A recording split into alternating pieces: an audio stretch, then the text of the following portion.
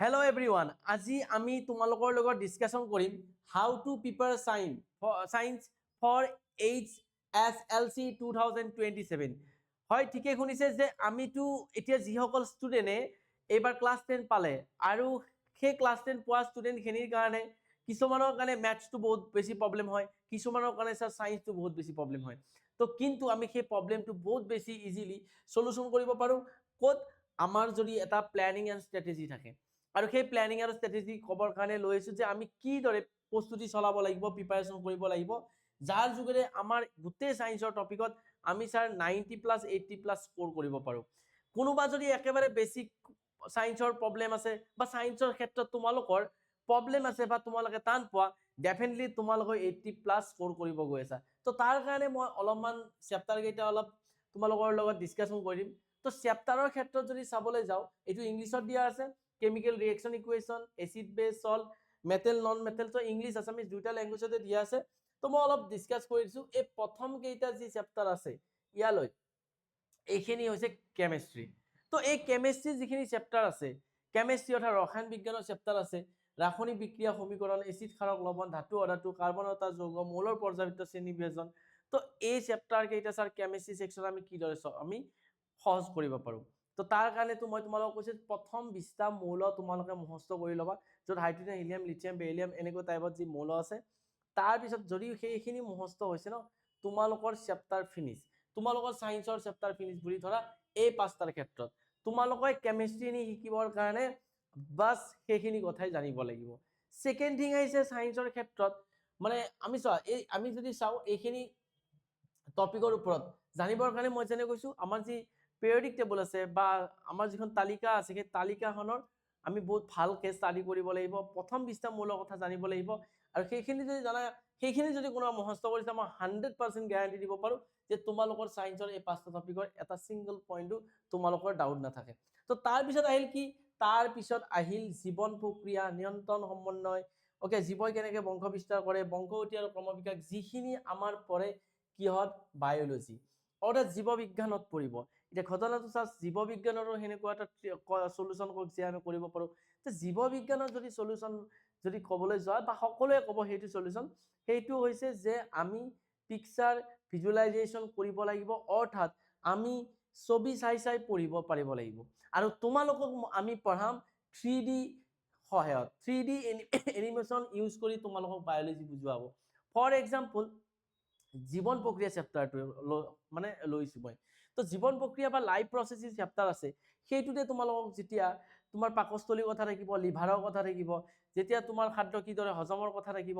কিন্তু ল'ৰা ছোৱালী আচ্ছা এনেকে হয় নেকি, জাষ্ট ইমাজিন কৰিব পাৰে, কিন্তু তোমালোকে ইমাজিন কৰিব নালাগে। আমি 3Dৰ সহায়ত তোমালোকক দেখাম একজেক্টলি খাদ্য এটা সোমালে খোৱাৰ পিছত একজেক্টলি ক'ৰ পৰা ক'ত যায়, কেনেকৈ কি হয়, প্ৰসেস হয়, আৰু কাৰ কি কন্ট্ৰিবিউশন থাকে, কাৰ কি কাম থাকে, এই গোটেইখিনি আমি 3D এনিমেশনত সহায়ত আমি শিকাম তোমালোকক বায়োলজিখিনি। তাৰ মানে স্যাৰ আমি বায়োলজি নপঢ়ো, স্যাৰ বায়োলজি নপঢ়ো মানে বায়োলজি আমি চাম। ওকে, বায়োলজি অৰ্থাৎ চাম মিন্স যদি তোমাক গোটেই পাৰ্টবিলাক দেখাই দিয়া হয়, এবাৰ চকুৰে তুমি যদি চোৱা, ডেফিনেটলি তোমাক পঢ়োৱাৰ আৰু মুখস্থ লিখাৰ মুখস্থ কৰাৰ দৰকাৰ নাই। দেখা পাবা মনত আছে, যেনে তোমালোকৰ ঘৰত যদি কয় যে স্যাৰ চাহ কেনেকৈ বনায়, মুখস্থ কৰিছিলা নে চাইছিলা? যিকোনো বস্তু বনোৱাৰ ক্ষেত্ৰত তোমালোকে মুখস্থ কৰিছিলা নে চাইছিলা? বোলে স্যাৰ আমি প্ৰথম চাইছিলো, আচ্ছা এইটো দিয়ে এইটো দিয়ে এইটো দিয়ে, তাৰপিছত স্যাৰ মুখস্থ লিখাৰ দৰকাৰ নহল, ডাইৰেক্ট ভিজুৱেলাইজেশ্যন হৈছে আৰু আমি ডাইৰেক্ট তাক গম নেক্সট টাইম মই নিজে কৰিব পাৰিছো। তো বায়োলজি টপিকৰ ক্ষেত্ৰত যিসকলে টান পায়, টান পোৱাৰ কোনো কথাই নাই। তো সিহঁতৰ ক্ষেত্ৰত এটাই প্ৰবলেম আছে যে ভিজুৱেলাইজেশ্যন নহয়। তো আমি 3Dৰ সহায়ত তোমালোকক এই চেপ্টাৰ কেইটা ইজিয়ে নহয়, বহুত ইজিয়ে নহয়। একচুয়ালি চেপ্টাৰত তোমালোকক এই চেপ্টাৰত তোমালোকৰ কোনো পইণ্ট আউট নাথাকিব যে স্যাৰ এই চেপ্টাৰটো আমি কেতিয়াও মুখস্থ হিচাপত লোৱাই নাই, আমি ডাইৰেক্টলি ইয়াৰ এনসাৰে ডাইৰেক্ট কৰিব পাৰিছো। মোৰ এতিয়াও মনত আছে যে স্যাৰ কেনেকৈ মানে খাদ্যটো আহে আৰু ক'ত যায় কেনেকৈ হয়, মই গোটেইখিনি মনত আছে। বাস সেই ইমাজিনটো কৰি পেলাই লিখিব লাগে। তো তোমালোকৰ কাৰণে একদম ইজি হ'ব গৈ আছে। তো নেক্সট তোমালোকৰ ফিজিক্স। তো ফিজিক্সৰ ক্ষেত্ৰত আমি সকলোৱে কওঁ যে স্যাৰ ম্যাথছৰ, তো আমাৰ ফিজিক্সৰ যিখিনি চেপ্টাৰ আছে এইখিনি আমাৰ ফিজিক্সৰ চেপ্টাৰ আছে। আৰু এই ফিজিক্সৰ চেপ্টাৰখিনি যিখিনি আছে, তো চ' সেই ফিজিক্সৰ চেপ্টাৰত কিছুমানে প্ৰব্লেম পায়। তো প্ৰতিফলন প্ৰতিসৰণ, চকুৰ বাৰেবেনীয়া পৃথিৱী, বিদ্যুৎ প্ৰবাহ, চুম্বকীয় ক্ৰিয়া, ইয়াতো মেইন পইণ্টটো কি হয় জানে, ল'ৰা ছোৱালীয়ে চিত্ৰ নাপায়। এতিয়া ধৰা হ'ল মই কথাত কৈছো যে লাইটৰ বা কনকেভ মিৰৰ এখনৰ কথা কৈছো, বা মই যেতিয়া ইলেক্ট্ৰিচিটিৰ কথাই কৈছো, বা বিদ্যুৎ প্ৰবাহ চুম্বকীয় ক্ৰিয়াৰ কথাই কৈছো, ইয়াত কিছুমান তুমি মটৰৰ কথা পাবা, জেনেৰেটৰৰ কথা পাবা, বুজিছা, মটৰ জেনেৰেটৰ ল'ৰা ছোৱালী মুখস্থ লিখিব লাগে। কিয়, তুমি নেদেখা বস্তু এটাৰ কথা যদি তোমাক লিখি দিয়া হয় আৰু কয় ভাই এইখিনি পঢ়া, বুজি লোৱা আৰু ইয়াত লিখিব লাগে, তোমাৰ কাৰণে তাতকৈ টান কাম একো নহয়।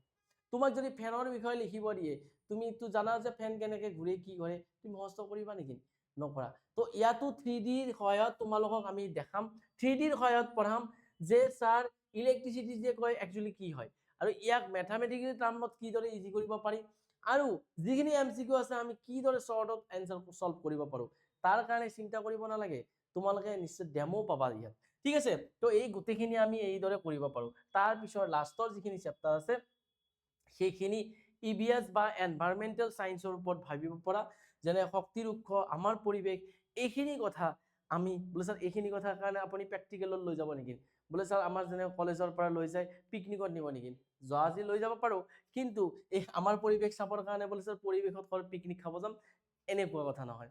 তো এইখিনি কথা বা এইখিনি পৰিৱেশৰ যিখিনি আছে এইখিনিও তোমালোকে দেখা পাবা। যেনে অজনৰ লেয়াৰৰ কথাই ক'লো, স্যাৰ অজন লেয়াৰ কি দেখা পোৱা নাই, তোমালোকক দেখাই দিম যে অজন লেয়াৰ একজেক্টলি এইটো অজন লেয়াৰ, আৰু সেইখিনি ক'ত পাবা, এই প্লেটফৰ্মটোত পাবা।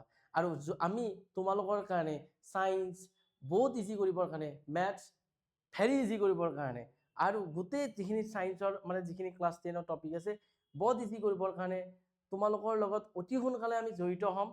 আৰু যদিহে তোমালোকে আমাৰ লগত প্ৰস্তুতি চলাব বিচৰা, তো সকলোৱে প্ৰথমটো লাইক কৰিবা, তো লাইকে আমি বুজি পাম যে হয় যে স্যাৰ আমাৰ লগত তোমালোকে একচুৱেলি স্যাৰ প্ৰিপাৰেশ্যন কৰিব বিচৰা।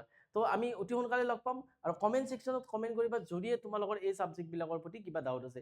তো 110% মই গেৰাণ্টি দিব পাৰোঁ, 20 দিন কণ্টিনিউয়াছলি ক্লাছ কৰি চোৱা, তাৰ 21 নম্বৰ দিনত তুমি তোমাৰ ফ্ৰেণ্ড চাৰ্কলকো লৈ আহিবা যে স্যাৰ ইয়াত সায়েন্স একচুৱেলি পঢ়া নাই, ইয়াত সায়েন্স দেখা পাইছো। চ' আজি ভিডিঅ'টো এইখিনি আছিল, থেংক ইউ ছ' মাছ, আৰু অতি সোনকালে তোমালোকক লগ পোৱাৰ আশাৰে আমি এতিয়া বিদায় লৈছোঁ, থেংক ইউ।